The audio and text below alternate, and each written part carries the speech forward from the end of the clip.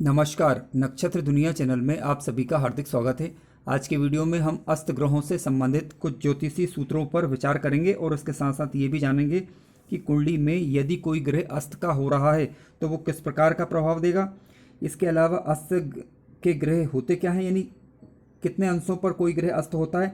इसके अलावा अस्त ग्रहों का क्या उपचार किया जा सकता है, इन सभी बातों के विषय में आज हम चर्चा करने वाले हैं। इन सबसे पहले मैं आपसे रिक्वेस्ट करना चाहूँगा कि यदि आपने हमारा चैनल अभी तक सब्सक्राइब नहीं किया है तो कृपया पहले चैनल को सब्सक्राइब अवश्य कर लें। आइए शुरू करते हैं। देखिए, यदि कोई ग्रह जब सूर्य से नज़दीक आ जाता है, सूर्य के नज़दीक आता है, तो वह अस्त हो जाता है। सूर्य के तेज प्रकाश के कारण वह अपना शुभ प्रभाव जो है जातक को नहीं दे पाता।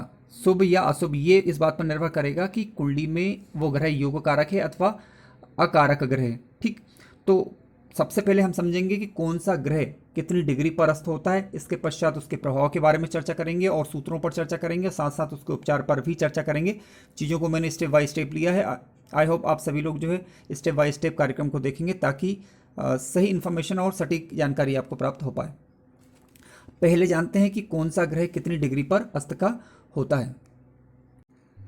सबसे पहले हम लेते हैं चंद्रमा। ध्यान रखें, चंद्र ग्रह जब सूर्य के दोनों ओर 12 अंश या 12 अंश से कम पर नज़दीक आ जाए, यानी सूर्य के नज़दीक 12 अंश या उससे कम पर आ जाए तो चंद्रमा अस्त का हो जाता है।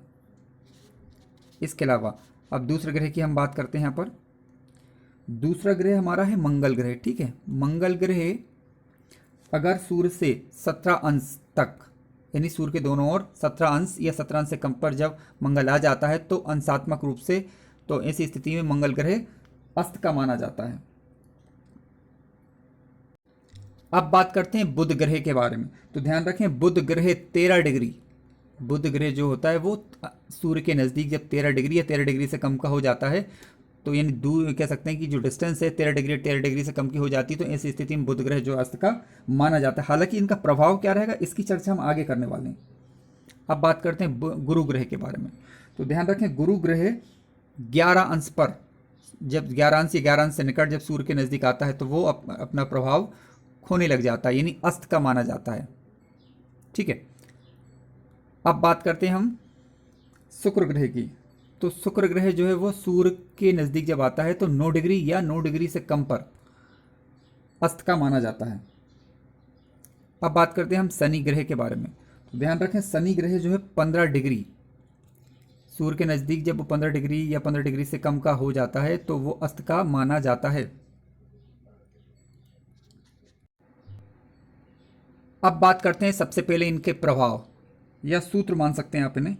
ध्यान रखें, बुध ग्रह एक ऐसा ग्रह होता है जो सूर्य के नज़दीक आने पर अपना प्रभाव नहीं खोता। ठीक, पहला सूत्र हमारा यही है, बुध ग्रह जब सूर्य के नज़दीक आता है और वो अगर अस्त का भी हो जाए तो अपना प्रभाव नहीं खोता, वरन उसके प्रभाव में जो है वृद्धि हो जाती है।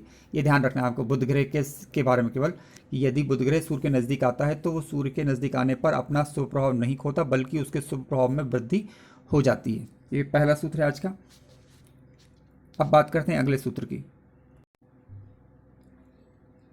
दूसरा सूत्र हमारी है, ध्यान रखें, केवल सूर्य ही सभी ग्रहों को अस्त कर सकता है। कोई ग्रह किसी को अस्त नहीं कर सकता, केवल सूर्य ग्रह के नज़दीक ही अगर कोई ग्रह आता है तो वह सभी ग्रहों को अस्त कर सकता है। लेकिन राहु और केतु दोनों ऐसे ग्रह हैं जो जिनको सूर्य अस्त नहीं कर सकता, बल्कि राहु और केतु सूर्य को ही ग्रहण लगा देते हैं। ठीक है, ये दूसरा सूत्र हुआ आज का। अगला सूत्र ये ध्यान रखें, राहु और केतु कभी अस्त नहीं होते, बल्कि ये सूर्य को ही जो है ग्रहण लगा देते हैं, जो हमने जाना था अभी। हालांकि लेकिन ध्यान रखें, राहु और केतु छाया ग्रह हैं और ये कभी अस्त नहीं होते। अब बात करते हैं कि यदि अस्त कोई ग्रह अस्त का हुआ है तो उसका प्रभाव जीवन पर क्या होगा। ध्यान रखें, यदि कुंडली में कोई ग्रह अस्त का हुआ है तो इसका मतलब यह है, हम ध्यान रखें यहाँ पर बुध की बात नहीं कर रहे हैं, अगर कोई ग्रह अस्त का हुआ है तो उसके प्रभाव में कमी आ जाती है। अब उसका शुभ, अगर वो ग्रह कुंडली में कारक ग्रह हुआ तो उसके शुभ प्रभाव में कमी आएगी, और अगर वो ग्रह अशुभ हुआ तो उसके अशुभ प्रभाव में जो है वो कमी देखने को हमें मिलती है। तो ये इसका प्रभाव होता है। तो ये भी ध्यान रखना है कि यदि कोई मारक ग्रह या अशुभ ग्रह अस्त हुआ है तो वो हमारे लिए फ़ायदेमंद है। अगर मान लीजिए कोई शुभ ग्रह अगर अस्त हो गया तो ये हमारे लिए थोड़ा नुकसानदायक होता है। अगर कोई ग्रह जब भी अस्त होता है तो वो अपने से संबंधित शुभ फलों में या अशुभ फलों में वो नहीं दे पाता। शुभ फल अगर नहीं दे पा रहा है तो ये थोड़ा परेशान करने वाली बात है। तो इसको हम इनका उपचार करके इसके बलाबल में वृद्धि कर सकते हैं। लेकिन यदि कोई बुरा ग्रह अस्त का हुआ है तो उसको बल देने की आवश्यकता बिल्कुल नहीं है, तो वो तो हमारे लिए एक तरीके से देखा जाए तो फायदेमंद ही होगा। अब सवाल उठता है कि यदि कोई ग्रह अस्त का हुआ है तो उसको किस तरीके से बल दिया जा सकता है या फिर उसका उपचार किस प्रकार से किया जा सकता है। ध्यान रखें, सबसे पहले आप ये तय करें कि कुंडली में जो ग्रह अस्त का हुआ है, अगर वो ग्रह शुभ योग कारक है तो उसको बल देने के लिए आप उसके ग्रह का बीज मंत्र का जप कर सकते हैं। सबसे बेहतरीन तरीका, आप ग्रह का बीज मंत्र का जप करेंगे तो उस ग्रह को जो है बल प्राप्त हो जाएगा। ठीक, एक तरीका।